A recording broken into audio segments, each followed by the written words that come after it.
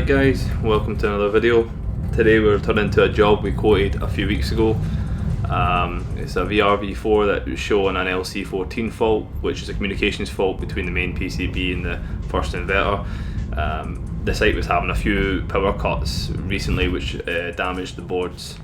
So today we're going to replace the inverter and the noise filter board. So yeah, I'll catch you guys when we're on site.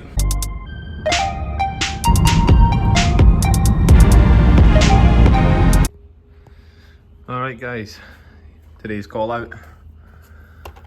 Daikin VRV showing an LC14 fault. I came to this a little while ago and found out that they've been having loads of power cuts while on site here. So after I'd done a bit of digging, I found the inverter board on the Daikin VRV to have its LED light on, like constantly on rather than flashing.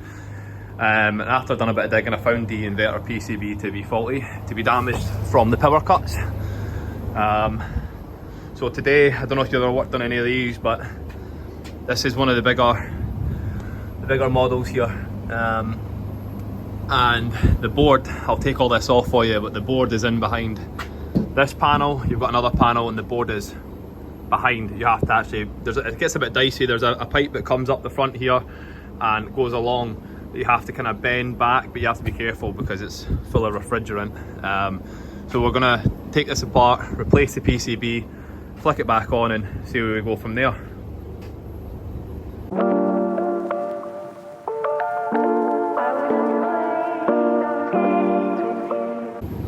So just on what I was talking about there. So the board that I need to change is the one in behind this big metal plate here. The board is actually on the inside. So this pipe here will need to be undone, bent forward, and then there's some plugs up the top here that'll need to be disconnected. Obviously switch the power off as well. Tilt this forward and then lift this whole board out and replace it with a new one.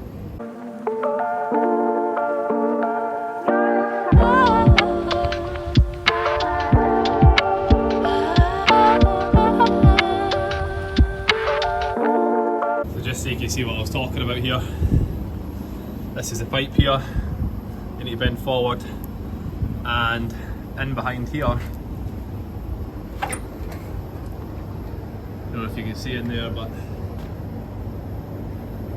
that's the board just down the corner there that we need to change.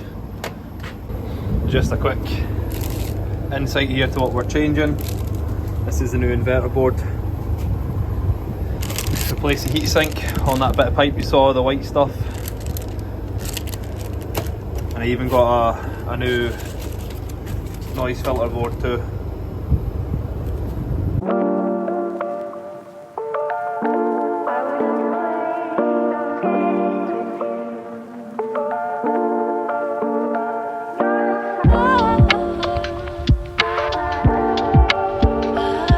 That was a bit fidgety. Got there in the end. What I didn't show you is I've marked up on the fan cable just with my blue Sharpie, so I know what fan goes to what board, as with compressor cables, what compressor goes on what board. So we come inside now, we'll get this new board put into the unit. And while I've got that out, I'll put in the new noise filter.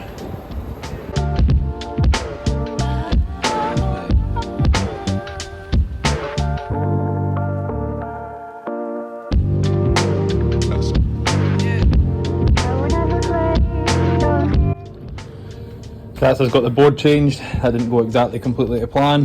The screw here in this bottom corner got rounded. I had to kind of drill it out. It'll be fine though. There's them 3 and then there's another 4 that goes on the back that worked.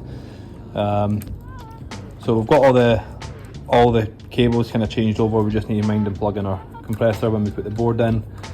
So let's get this back in place, shall we? So just off camera as well, I've taken and replaced the old noise filter. mean, you're already at this stage where you've got the whole plate out, so you may as well change that also. To be fair, this looks alright, to be honest, but I think it was an extra £150. You look how much time it's taken just to get all this apart. So now it's time to lift her back into the unit here. I'll clean up all this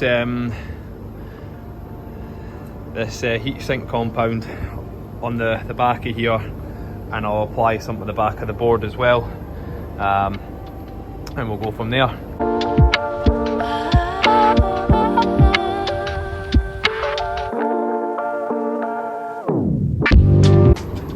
Right guys, that's me got everything back in. Just be careful if you're doing this yourself. I decided to mark up these plugs so I knew which fan and which fan controls went where. There's obviously different sets there. Also very easy to miss a plug, so I think it's that little black one right at the top. It'll focus. This one here, I almost got that stuck in behind here, and that would have caused some problems when we got power on. Double check everything is red, white, black, or how it should be corresponded on the board. Make sure your neutrals are where they should be. You don't want anything to go bang. So I'll just clean all this up, and then put in the screws in the back here to secure this PCB, put some heatsink here, and fire her up. That's me just applied the heatsink, put a little bit on the back of it as with the pipe as well, make sure I get all the way in there. It's a bit messy, this stuff, so I'm going to tidy this stuff up too. But this is important, guys, because you know, if you don't put the heatsink on the back of the board, you can cause the heat from this discharge pipe to overheat the board, and you can cause it to blow up and things like that. So let's put everything back together and fire up and see where we're at. And that's me powered on.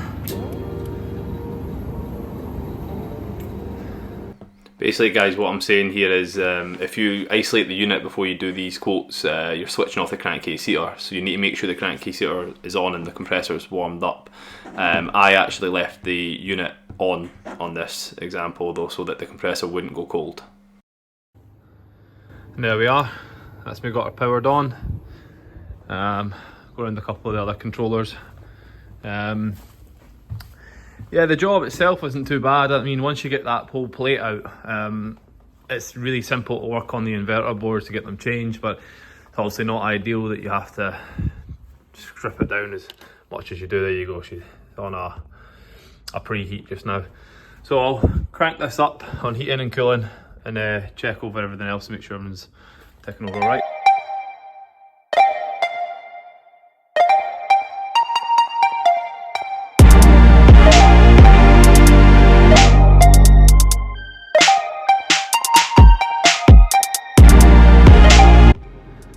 And there we have it guys, replaced the inverter board following the LC14 fault and the noise filter, and that's the heating come back on.